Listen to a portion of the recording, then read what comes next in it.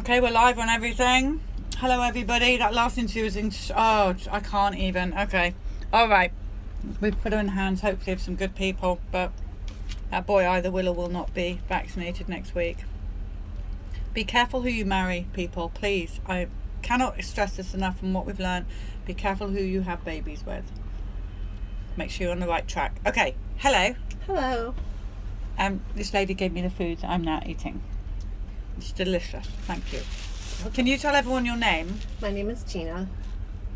And how many children have you got? I have 2 children. And how old are they? They're 15 and 12. Girls or boys? They're both boys. And is this about your oldest son or younger son? We're going to talk about my youngest son today. Okay. So I think the first thing we want to establish is when you were pregnant with your eldest son, were you an anti-vaxxer? No. No. What did you think of vaccines?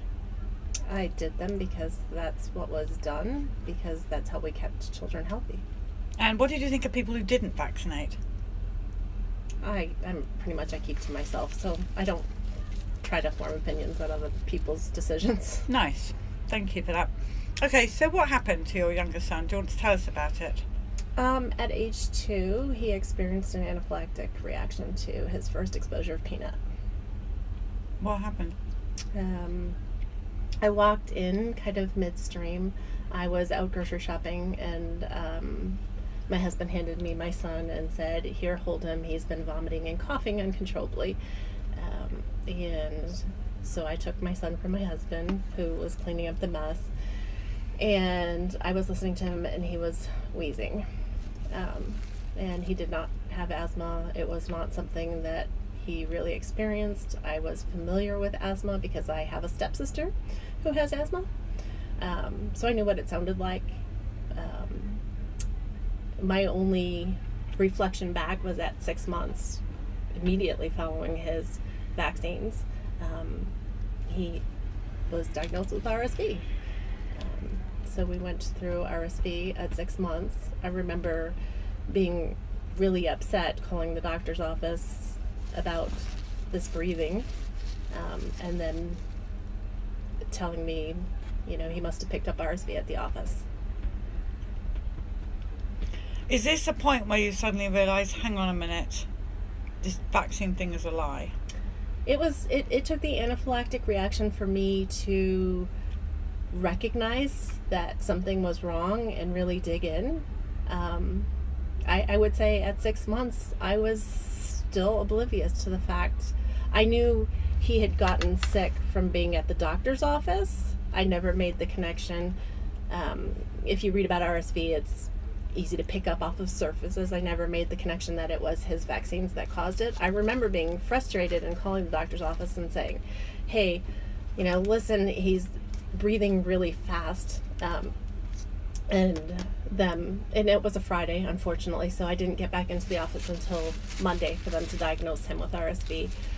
My girlfriend, who at the time lived catty-corner behind me, was a nurse. She came over and listened to him, and they basically told me to just monitor him to see if his breathing went over, I can't remember if it's like 60 breaths per minute or so. I had to count, and she came and listened to him for me and kind of soothed me. But he was diagnosed with RSV. He didn't have typical longevity of RSV. He wasn't hospitalized. But as I started researching allergies after that 2-year reaction, and learning about how RSV usually is something that people who have asthma have experienced, I started putting the pieces of the puzzle together slowly. But really, it was learn as much as you can about managing allergies, and there were just light bulb moments for me. For instance, I thought it was interesting that most people or the highest population affected by life-threatening food allergies was under 5. I found it interesting that the foods that were in the top 8 allergens were also things that I knew were in vaccines, and I knew they were in vaccines because my stepsister was told not to vaccinate. Now she's older. She's pre-1986. Yeah. And so I couldn't understand why my doctor wasn't having an issue with giving us vaccines with eggs, and he had tested positive for eggs, and they were trying to encourage me, no, this vaccine is safe. And I'm like, why does my sister's doctor tell her no, and you're telling me yes? Right. So just... Did you bring that up with the doctor? Oh, I have. And what did they say? It's changed. Basically they say it's changed, and we give this vaccine to people with egg allergies, fine. And I just refuse. I say, if I won't feed my child that because I'm afraid they're going to anaphylaxis, I'm certainly not going to inject it into them. So it just was a lot of connecting the dots together. And I would say that having that stepsister who has food allergies and asthma, and having my mom feed back to me, hey, we were told not to give these vaccines, I knew to kind of look in that direction, and what I found was just very conclusive. And then years later, more and more information came in. And what was the last vaccine your children had? How long ago? 2006. 2006. Yeah, I stopped. I had to go through, again, not a strong proponent or opponent of vaccines, but as a mom who needs to do the absolute best for my children, I went through every disease, and I said, okay, well, the measles isn't as scary as the peanuts. Right. I don't want the milk allergy too. I mean, I could create that with the DTaP. I don't want that too. Right. So I went through every disease and just looked at the risks and the benefits, and that's how I came to, I'm not going to poke this bear. I'm not going to give any more vaccines. Very methodical. I'm a very analytical person. Once you started to do your research on vaccines, Mm-hmm. and you realised as you researched the clear evidence of danger Mm-hmm. in these vaccines from the insert, from people's stories, and it's not just a couple, it's thousands, hundreds of thousands, millions, countless. Yes. What does that do to you? You just told me that you wanted to protect your children. It's your job, you're the mom, and it's your natural instinct at whatever cost. Don't stand between me and my children. Right. Don't hurt my kids. What do you feel about the fact is that, you know what, they would have been a lot healthier if they had not been vaccinated? That the vaccine issue is a lie? Well, it makes me real angry, and I try to control that emotion Mm-hmm. and bring that into making myself effective. I want to help other people avoid this. Anaphylaxis really is not necessary. To the degree of anaphylaxis that I deal with, I should not have to homeschool my child because the school can't handle the allergies that are within it, and they're placing my child at risk. And my child should not be bullied or used to be bullied to get back at me for declining vaccines because I don't want more anaphylaxis. So I'm trying to find a balance of centering myself and being that advocate. I was a very strong food allergy advocate for many years. When I realized that a lot of the organizations are actually more like pharmaceutical fronts, and they're using you kind of as a foot soldier to get more epinephrine out and sell more epinephrine, I have to pull back and say, stop. Enough is enough. Our children are not cash cows. Right. What do you say, the fact that you've now stopped vaccinating, that people say that you're putting others, it's ridiculous, by the way, I just have to ask you this question. People say that you're putting others at risk, and because of you stopping vaccinating, no matter whether they've got allergies or anything else, whooping cough's going to come back, chicken pox is going to be rampant, kill everybody, and measles we're all going to die.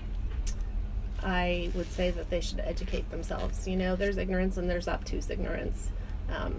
Just because you hear something enough doesn't mean it's true. It's not true. I mean, I learned the hard way. These diseases are not worth the risk. Yes, I recognize that people have died from the diseases or complications of the diseases. All I can tell you is that every day we are exposed to peanut every day, all the time. And my chances or your chances of coming across measles is so much less. And so when you want to place the burden of risk on me, ask yourself what you're willing somebody to ask you to do to protect them. There's a balance here. There really is a balance here. And protecting yourself really comes down to getting control of your own terrain. And that's what's going on in your body. How petrified are you about, as your son gets older and goes off to, maybe college or whatever it is, and peanuts can be just in things that he doesn't realise. I'm sure he's very well informed on himself, my godson is as well, but how people don't realise the danger and the consistent worry of a parent that something may have peanut in it. Him going away to college definitely is a fear. It's one of those, well, maybe you and your brother will live in an apartment together. I will say that my stepsister had experience where, children didn't get it and put nuts in her food. I have another friend whose child has anaphylaxis to milk, and another child on the school bus decided to take a Hershey bar and put it on her arm just to see, how reactive she was. Some people are contact allergic. That's petrifying. It's petrifying. It's petrifying. If you were to be put in charge of a brand new baby right now, brand new, newborn, and you were told to look after this baby for life, would you give that baby any shots? Not a single one. Never. Never. Very convicted.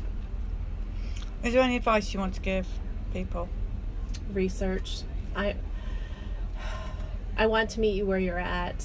I know that this world puts a lot of fear into us. We're fearing a bunch of diseases that in reality aren't as scary as having your body shut down within minutes. It really isn't.